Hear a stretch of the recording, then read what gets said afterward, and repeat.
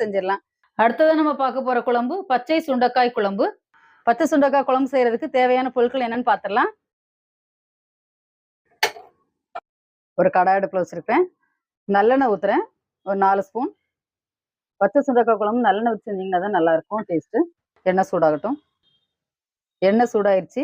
கடுகு, ஜீரகம், ஒரு 1/4 ஸ்பூன் வெந்தயம் எல்லாம் வெடிக்கட்டும்.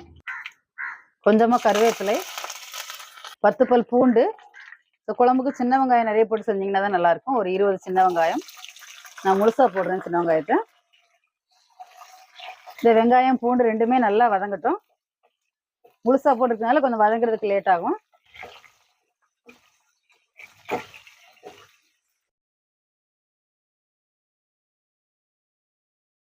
வெங்காயம் பூண்டு ரெண்டுமே நல்லா கலர் மாற அளவுக்கு வதங்கிடுச்சு. இப்போ நம்ம இதில் மசாலா தூள்லாம் சேர்த்துடலாம். குழம்பு மிளகாய் தூள் யூஸ் பண்ணி தான் இன்னைக்கு நான் குழம்பு வைக்க போறேன். 3 ஸ்பூன் குழம்பு